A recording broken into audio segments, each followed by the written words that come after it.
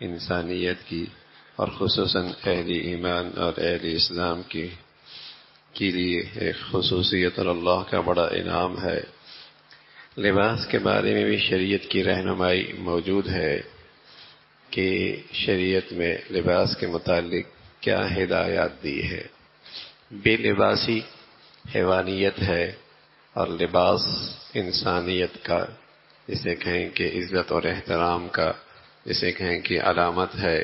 اللہ نے اس انسان کو عزت بخشی، احترام بخشا، اور اسے اللہ نے لباس کی نعمت عطا فرمائی ہے۔ انسان میں جس قدر انسانیت کی تر و تازگی ہوتی ہے وہ لباس کی طرف کھنچتا ہے، اور جس قدر اس کے اندر حیوانیت بڑھتی چلی جاتی ہے وہ بے لباس ہونے لگتا ہے اور وہ لباس سے کتراتا ہے۔ حضرت آدم علیہ السلام جب شیطان نے انہیں ورغلایا اور پھر جسم سے ان کا لباس ہٹنے لگا تو گوارا نہ ہوا، اور جلدی جلدی جنت کے ان درختوں کی طرف گئے جن کے پتے بہت بڑے تھے، اور ان کو توڑ کر اپنے جسم پہ چپکانے لگے۔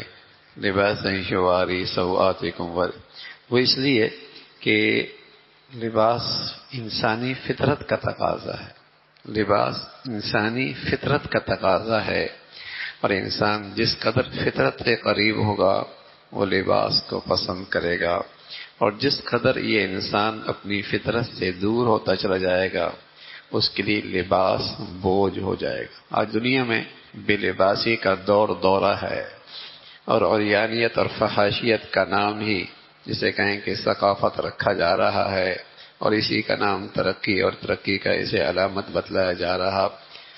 تو لباس کے بارے میں بھی شریعت نے ہدایت دی ہے، اور خصوصاً مسلمانوں کو شریعت نے ایسے لباس کی علامات بتائیں جس سے یہ ساری دنیا سے اس کا تشخص نمایاں ہو اور دور سے پتہ چلے یہ مسلمان ہے، اور یہ شعار اس کا لباس میں بھی خاص طور پہ اس کی ہدایات موجود ہیں نا۔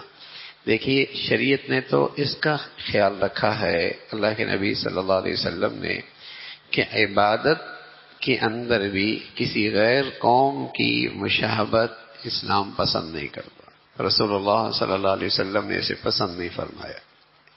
عبادت کے اندر بھی جیسے آپ تشریف لائے، پتہ چلا کہ مدینہ منورہ میں لوگ 10 محرم کو روزہ رکھتے ہیں، اور وجہ یہ بتاتے ہیں کہ حضرت موسیٰ علیہ السلام کو اس دن اللہ نے دشمن سے آزادی اور نجات دلائی، اور آپ کا دشمن مد مقابل جو تھا وہ غرق ہوا، تو اس شکرانے پر یہودی کہتے کہ ہم روزہ رکھتے ہیں۔ رسول اللہ صلی اللہ علیہ وسلم نے فرمایا کہ حضرت موسیٰ علیہ السلام سے ہمارا تعلق ان سے بھی زیادہ ہے، ہم بھی روزہ رکھیں گے، لیکن فرمایا ہم اس کے ساتھ ایک روزے کا اضافہ کریں گے، 9 کو رکھیں گے، 10 کو رکھیں گے، یا 10 کو رکھیں گے اور 11 کو رکھیں گے، اضافہ کریں گے تاکہ مشابہت عبادت کے اندر بھی نہ ہو۔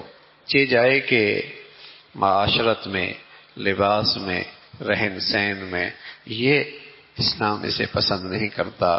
مسلمانوں کا اپنا ایک تشخص ہے، اور سبحان اللہ رسول اللہ صلی اللہ علیہ وسلم نے اپنی امت کو غیور بنایا ہے، غیرت مند بنایا ہے کہ اپنی زندگی کے طرز میں کسی قوم کی محتاج نہ رہے، اور یہ اپنی زندگی گزارنے میں کسی قوم کی بیکاری بن کے زندگی نہ گزارے۔ یہ خوددار قوم ہے، غیور قوم ہے، اور اس کے دامن میں وہ سب کچھ ہے جو زندگی میں ایک کامیاب انسان کی ضرورت ہے۔ تو اسی طرح لباس کے متعلق بھی شریعت نے ہدایات دی ہیں۔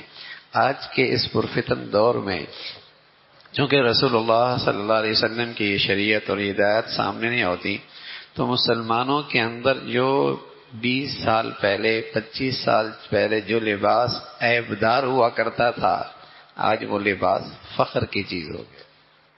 20-25 سال پہلے جو لباس عیبدار ہوا کرتا تھا وہ اب فخر کی چیز ہو گیا ہے، خصوصاً بچیوں میں، عورتوں میں، بچیوں میں، اور خاص کیونکہ ظاہر ہے جو بچیاں جن کو دینی نبی کی زندگی نہ ملے اور ایک بے دینی کی فضا میں وہ تعلیم حاصل کریں اور فیس بک اور ان گندگیوں کے اندر ہر وقت اس کا دیکھنا اٹھنا بیٹھنا ہو، تو ظاہر ہے وہ ایک زندگی بیچاری سیکھ رہی ہوتی ہیں اور ایک زندگی کی رہنمائی لے رہی ہوتی ہیں، وہ ایک ثقافت سیکھ رہی ہوتی ہیں، اور آہستہ آہستہ وہ چیزیں ان کے اندر اتنی رچ بس جذبی ہے کہ جو 20-25 سال پہلے عیب کی چیزیں تھی اب وہ فخر کی چیز بن گئی ہے، ترقی کا علامت قرار دی گئی، روشن خیالی کی جسے کہیں کہ وہ علامت قرار دی گئی، یعنی برائی اچھائی ہو گئی، گندی چیز اچھی ہو گئی، اور جسے کہیں کہ جس قدر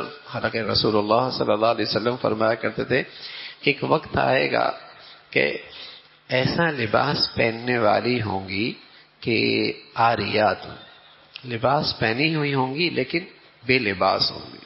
اب اس زمانے میں ایسی مخلوق نہ گلیوں میں تھی، نہ بازاروں میں تھی، نہ تعلیمی اداروں میں تھی کہ لباس پہنی ہوئی ہوں اور بے لباس ہوں۔ تو رسول اللہ صلی اللہ علیہ وسلم نے بتایا، صحابہ مان گئے کہ ایسی مخلوق ہوگی کہ لباس پہنی ہوں گی عاریات، پھر بھی ننگی ہوں گی، بے لباس ہوں گی۔ لیکن آج دیکھیے، یا تو لباس اتنا باریک ہے کہ سارا جسم جھلکتا ہے، یا لباس اتنا چست ہے کہ اندر کا سارا جسم نظر آتا ہے، یا لباس اتنا مختصر ہے کہ بس نام کا لباس ہے، باقی جسم پہ لباس کوئی نہیں ہے۔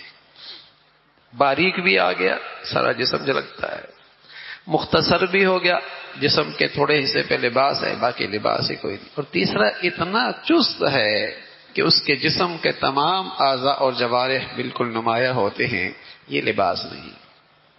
لباس کی شان یہ ہے، قرآن نے بتایا انزلنا علیکم لباسا یواری سواتکم، جس سے تمہارے پردے کی چیز چھپ جائے، جس سے تمہاری شرمگاہیں، تمہارے پردے کی چیزیں چھپ جائیں۔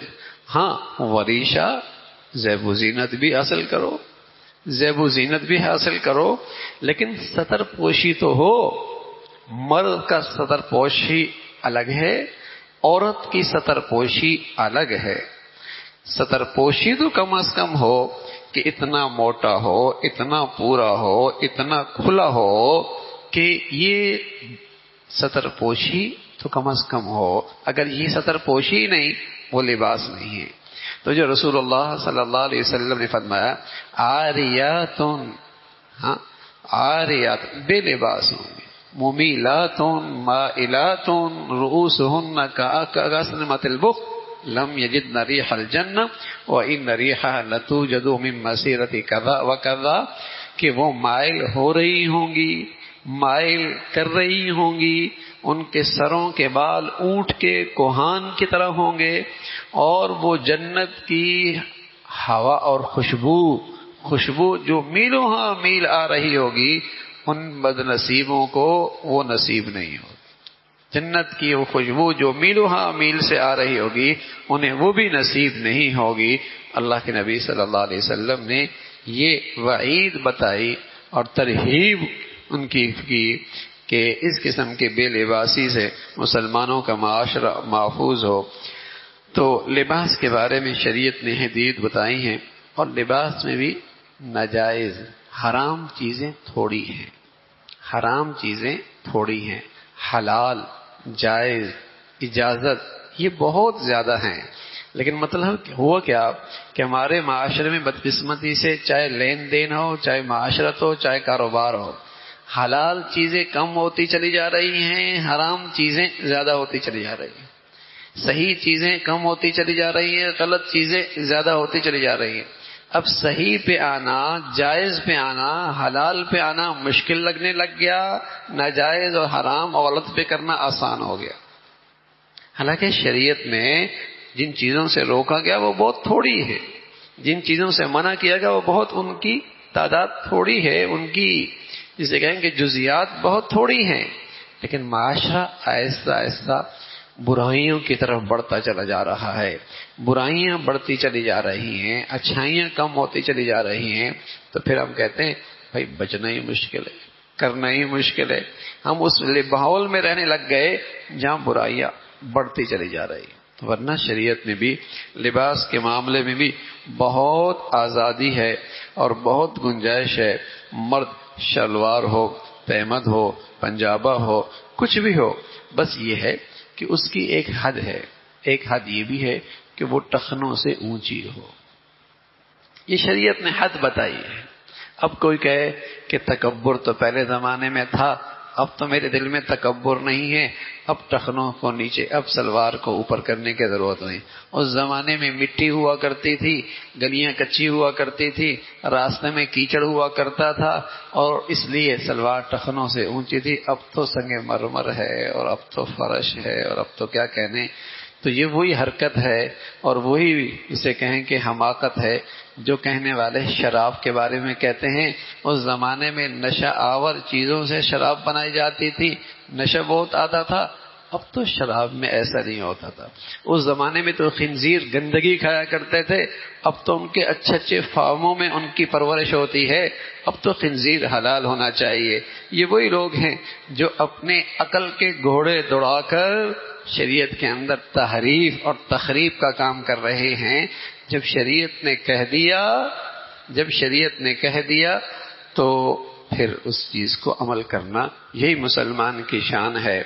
کہ جب شریعت نے ابو بکر میں کون سا تکبر، عمر میں کون سا تکبر، عثمان، اس زمانے میں وہ لوگ تو کر رہے، اور آج کوئی کہہ دے میرے دل میں تکبر نہیں.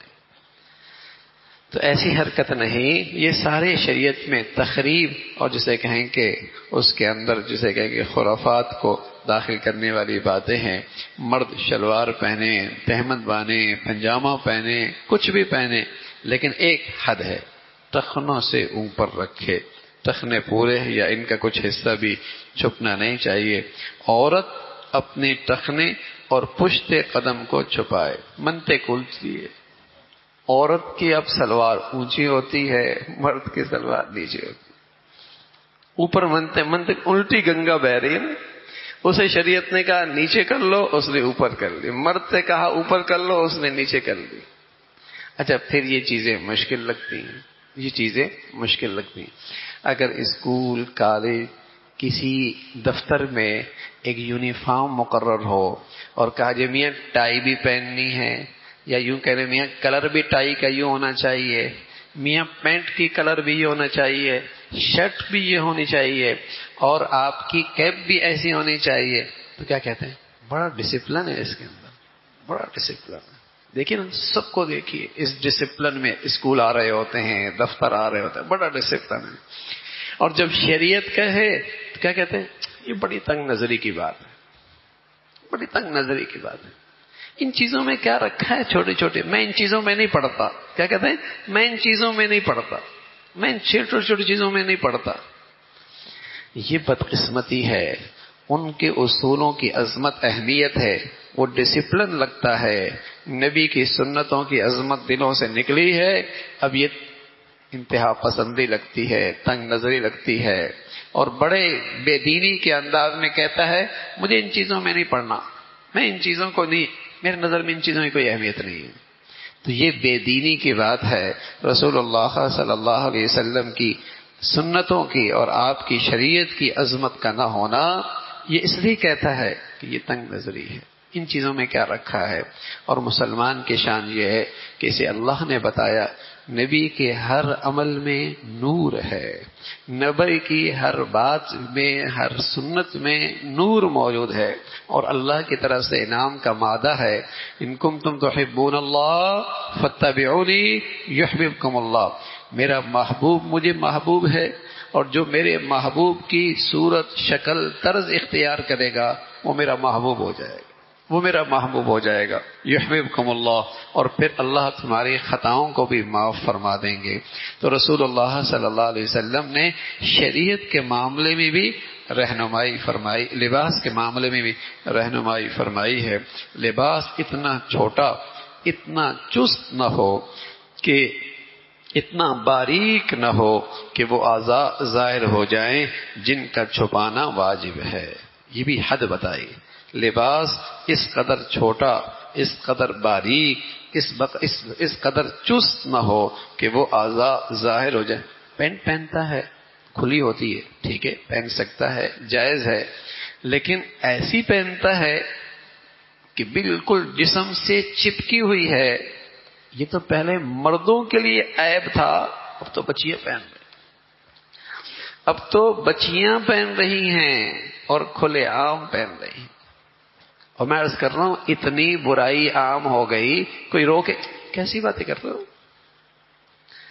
یعنی اب روکنا عیب ہو گیا. رسول اللہ صلی اللہ علیہ وسلم فرمایا کرتے تھے کیف بکم، اس وقت تمہارا کیا حال ہوگا، اذا رأیتم المنکر المعروف والمعروف المنکر، اس وقت تمہارا کیا حال ہوگا جب برائی تمہارے نظر میں اچھائی ہو جائے گی اور اچھائی تمہارے نظر میں برائی ہو جائے گی. صحابہ کہنے لگے ان ذالک لکان یا رسول اللہ، یا رسول اللہ ایسا بھی ہوگا، ایسا بھی ہوگا کہ ایک ہے آدمی برائی کو برائی سمجھ کے کرے تو کہنے والا کوئی اسے روکے تو اسے اپنا خیر خواہ سمجھتا ہے، اپنا محسن سمجھتا ہے، اپنا بھلا کرنے والا سمجھتا ہے. لیکن جب برائی اچھائی ہو جائے اب کہنے والا تنگ نظر، تاریخ خیال، کم عقل، نادان، دشمن، اس لیے کہ اس کے نظر میں وہ برائی ہی نہ رہی. تو رسول اللہ صلی اللہ علیہ وسلم کی شریعت میں یہ رہنمائی فرمائی کہ لباس ہو کسی بھی رنگ کا ہو، موٹا ہو، باریک ہو، لیکن اتنا باریک نہ ہو کہ لباس سے جسم جھلکنے لگے، اتنا چست نہ ہو کہ سارے اعضاء و جوارح نمایاں ہونے لگ جائیں، اتنا مختصر نہ ہو کہ جسم کے تھوڑے حصے پہ لباس ہے اور جن اعضاء کی سطر پوشی واجب ہے وہ کھلی ہوئی ہوں تو یہ پھر ناجائز ہو جائے گا. تو فرمایا لباس اتنا چھوٹا باریک چست نہ ہو کہ وہ اعضاء ظاہر ہو جائیں جن کا چھپانا واجب ہے. لباس میں کافروں فاسقوں کی نقالی اور مشابہت اختیار نہ کی جائے. نوجوان نا ویسے تو پگڑی نہیں پہنتا لیکن شادی کے دن پگڑی پہنتا ہے. وہ کون سی پگڑی ہوتی ہے؟ جو بیچارہ فلموں میں دیکھتا ہے، جو ڈراموں میں دیکھتا ہے، ہاں جو ڈراموں میں دیکھتا ہے، فلموں میں دیکھتا ہے. عام حالت میں تو ابا بھی کہتے ہیں بیٹے کیا کہہ رہا ہے، کیا پہن لیا آپ نے، کیا پہن لیا، لیکن اس دن پہنے گا. لیکن وہ کس کی نقالی میں پہنے گا، کس کی نقالی میں پہنے گا؟ اچھا عام دنوں میں اچھا خاصا لباس پہنا ہوتا ہے، جس دن شادی ہوتی ہے ابا بھی کہتے بیٹے آپ تو پینٹ پہننا ہے، آج تو ٹائی بھی لگانی ہے، ورنہ آج تو شادی کا دن ہے نا. یعنی عزت کا لباس یہی ہے، آج تو معزز لگو نا ذرا. تو نقالی کرنا، فاسقوں فاجروں کے لباس پہننا، لباس میں کافروں اور فاسقوں کی نقالی مشابہت اختیار نہ کرے. مرد زنانہ لباس، عورتیں مردانہ لباس نہ پہنیں. مردوں کا اپنا لباس ہے، عورتوں کا اپنا ہے. مرد عورتوں کا لباس نہ پہنے، عورتوں مردوں کا لباس نہ پہنے. پتہ ہی نہ چلے کہ مرد جا رہا ہے عورت جا رہی ہے، عورت جا رہا ہے مرد جا رہا ہے. تو مسلمان لگے، مرد لگے، عورت لگے. شریعت نے ایسے حدود بتائے جن حدود میں لباس سے یہ پہچان ہو جائے مالدار شخص اتنا گھٹیا لباس نہ پہنے کہ دیکھنے والا اسے مفلس سمجھے. اللہ نے مال دیا ہے تو ایسا لباس بھی نہ پہنے لوگ کہ شاید زکوٰۃ کا مستحق ہو، شاید لوگ سمجھے یہ بیچارہ بہت ہی مفلس ہو. اللہ کی نعمت ہے، پہنے، اللہ کا شکر ادا کرے. اچھا لباس پہننا کوئی بری بات نہیں، اچھا لباس پہننا کوئی بری بات نہیں. فخر اور نمائش نہ ہو، فخر اور نمائش نہ ہو، فخر اور نمائش نہ ہو. ہمارے ہاں کیا ہوتا ہے، 5 لاکھ کا جوڑا شادی میں کیوں پہنایا جاتا ہے، 10 لاکھ کا جوڑا کیوں پہنایا جاتا ہے، ہاں لاکھ کا لباس کیوں صرف اس لیے کہ پتہ چلے بھائی کھاتے پیتے لوگ ہیں اور پہننا ایک دن صرف. حالانکہ اسے بھی گرمی لگ رہی ہے، اس کے لیے اٹھانا بھی ایک مصیبت ہوتا ہے، لیکن چونکہ نام ہے نا، کیونکہ نام ہے، نمائش کرنی ہے، دکھانا ہے، حرام ہے. بھائی نماز پڑھنے کا نام صرف دینداری نہیں، صرف نماز پڑھنے کا نام دینداری نہیں. ہاں یہ معاشرت بھی ہماری مسلمانوں کی سی ہو. اور ان باتوں کا تذکرہ اس لیے کر رہے کم از کم غلط ہو جائے تو توبہ کی توفیق ہو جائے. کم از کم درجہ یہ ہے کہ غلط ہو جائے تو توبہ کی توفیق ہو جائے. غلط ہو جائے تو توبہ کی توفیق ہو جائے. کم از کم اچھائی برائی کا علم تو ہو، صحیح غلط کا پتہ تو ہو، جائز ناجائز کا علم تو ہو کہ اللہ اپنا فضل فرما دے، کرم فرما دے اور توبہ کی توفیق مل جائے. توبہ کی توفیق مل جائے. فرمایا فخر اور نمائش اور تکلف سے اجتناب کرے. مردوں کو اصلی ریشم لباس پہننا حرام ہے، عورتوں کے لیے ریشم کا لباس جائز ہے. جیسے اصلی بوس کی یہ عورتوں کے لیے ریشم حلال ہے اور مردوں کے لیے یہ حرام ہے. یلبسون من سندس و استبرق متقابلین. ہاں اللہ اہل جنت کو جنت میں ریشم پہنائے گا، باریک بھی ہوگا موٹا بھی ہوگا. من سندس و استبرق متقابلین، وہاں اللہ یہ ریشم پہنائے گا. لیکن دنیا میں مردوں کے لیے یہ حرام ہے. کچھ حدود ہیں، آگے اس کی تفصیل آ رہی ہے. اللہ عمل کی توفیق نصیب فرمائے.